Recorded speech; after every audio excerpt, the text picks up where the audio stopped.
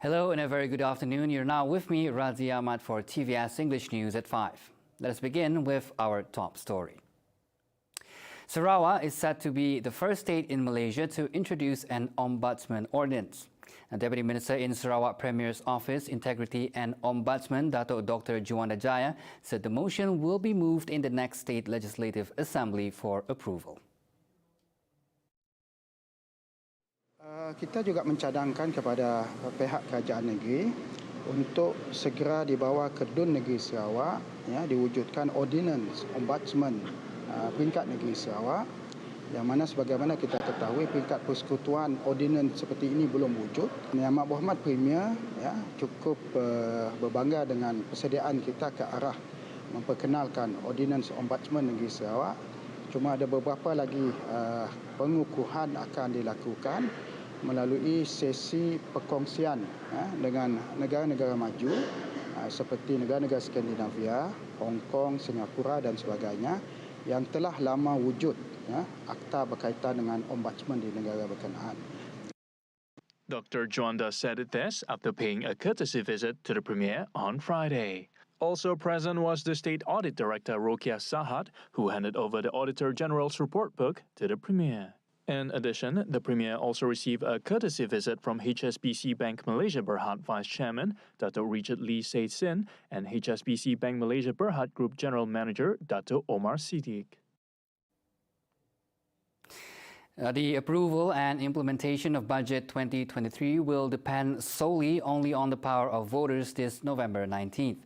The Prime Minister, Dato' Sri Ismail Sabri Yaakob, said everything proposed in Budget 2023 would be implemented on the condition that the government under his leadership and the party and coalition that he represented, namely UMNO and Barisan Nasional, could control Putrajaya.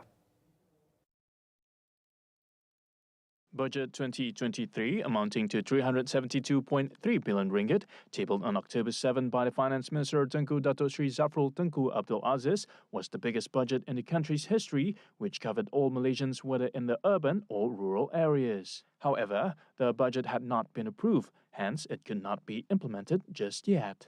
As such, the Prime Minister said that if others were to rule this country, it could not be certain that the projects contained in Budget 2023 could be implemented. The Election Commission has set November 19 for polling in GE15, early voting on November 15, and nomination of candidates on November 5th. Gabungan Parti Sarawak GPS Secretary General Dato' Sri Alexander Nanta Linggi is confident that GPS will achieve a major victory in GE15, maintaining its momentum from its previous performance in the 12th state election. Nanta added that a big victory in GE15 will contribute to a better political situation and a stable government in this country. Ya, sebab kita ni belum setahun pun sudah menang besar. Jadi dalam beberapa bulan sudah kerajaan GPS dibentuk selepas kemenangan cemerlang PRN di Sarawak. Wakil-wakil rakyat di DUN ni, mereka kawan-kawan mereka memang bersama ahli-ahli parlimen memang turun padang, sentiasa di padang. Jadi sebab itu saya yakinlah. He added that political stability is very important to ensure that development can continue to be implemented throughout the country, especially for rural communities. As such, a big victory will not only ensure the country's political stability, but it is also important for Sarawak to continue with its struggle to regain its rights and privileges as enshrined in the Malaysia Agreement 1963. Now, in other news, airlines have been urged to review their flight ticket prices in the bid to facilitate the voting process for the upcoming general election, GE15. Now, Deputy Premier of Sarawak, Dato' Sri Dr. Sim Kui Hian, said airline operators should prioritize their responsibility to the country. I mean, it's very unfortunate that the government, unfortunately, the government doesn't run our own airlines. Yeah, and all these airlines are run by private entities, and all these private people. I mean, you know who they are, lah. You know who are the boss of all these private people. and you know the question is you ask them why they increase the airfares and then what is the national responsibility. Adding further, Dr. Sim said besides the responsibility borne by aviation companies, it depends on the elected members of parliament as well to voice out the matter, including the implementation of postal votes. But then they probably ask you lah, the COVID-19 how? Dah tengok saja, you know. So I don't know. I mean, these are the private enterprise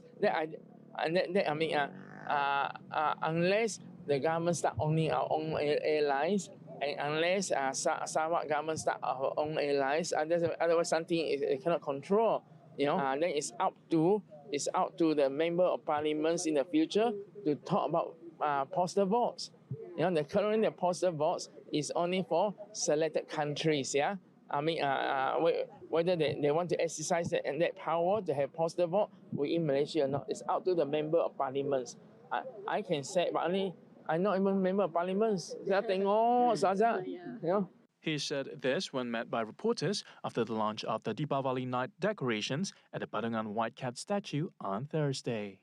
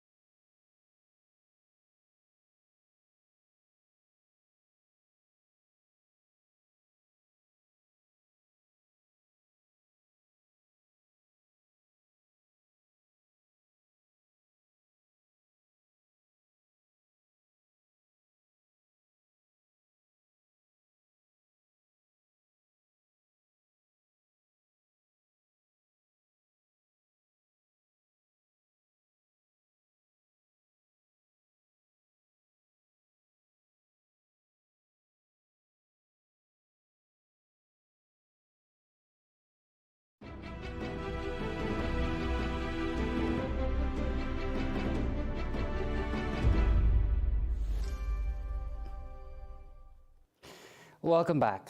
Now, there is still a lack of books written on the culture, traditions, and even achievements of the local Dayak community. According to Dayak Cultural Foundation DCF Chairman Dato' Amar Douglas Uga Mbas, the foundation is ready to help aspiring Dayak writers to help preserve the rich culture and tradition in written form. Uga, who is also the state's deputy premier, noted that there are many retired civil servants, including educators and culture experts, who can still contribute. Thus, he urged aspiring writers to contact DCF for assistance in getting their book published. He said this when launching an autobiography on the late Iban educationist Altasans Ali Majang on Friday. In his tribute, Uga described the late Ali as a trailblazer among early Dayak educationists, having served under the Raja Brooke British colonial and the Malaysian government. He said as a trained teacher, he believes in the importance of education, despite his parents who did not share the same vision. Uga said the tokoh guru kebangsaan's struggle and commitment were worthy of emulation by both teachers and parents. The 286-page book is written by his son, Datu Michael Dawi Ali, who is the Chief Registrar of the Native Courts, Sarawak. The Malaysian Meteorological Department, Met Malaysia, has issued warnings of thunderstorms, heavy rain and strong winds expected to occur in 10 states today, namely Kedah, Penang, Perak, Kelantan, Terengganu, Pahang, Negeri Sembilan, Johor, Sarawak and Sabah. Now, in Sarawak, areas affected are Betong, Seratok and Kabong, Sarike, Sibu and Selangau, Muka, Kapit, Belaga, Bintulu, Miri, Telang Usan and Marudi and Lembah. The conditions will persist until 7 p.m. today.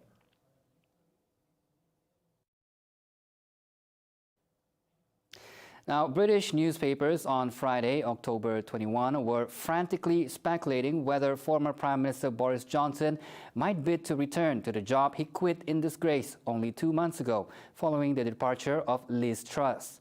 Now, Truss quit on Thursday after only 44 days in office, making her the shortest-serving British Prime Minister ever. Britain's ruling Conservative Party will select a new leader who will automatically become the Prime Minister in the coming week. Main right-wing tabloids focus on the possibility that Johnson could bid to return to the leadership after he was forced out of power in July after a series of personal scandals. Truss was elected on September 5th, but her government ran into trouble almost immediately after her government's budget caused turmoil in financial markets and led to widespread infighting among the Conservatives. Now, at least 150 people have been killed over the past 2 days in a tribal conflict in southeastern Sudan. Dozens of others were injured in the clashes which took place between tribes on Wednesday and Thursday in Blue Nile State, where violence flared up again in July.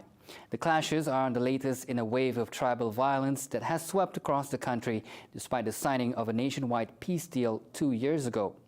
Sudan has been without a functioning government since October 2021, when the military dismissed Prime Minister Abdallah Hamdok's transitional government and declared a state of emergency, a move decried by political forces as a military coup.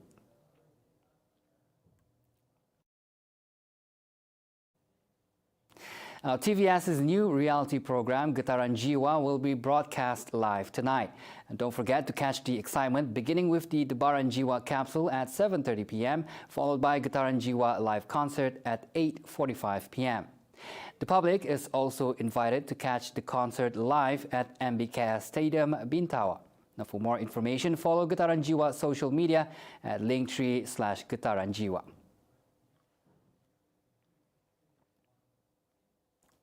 And see the world closer with TVS as we bring you the latest news updates both locally and internationally.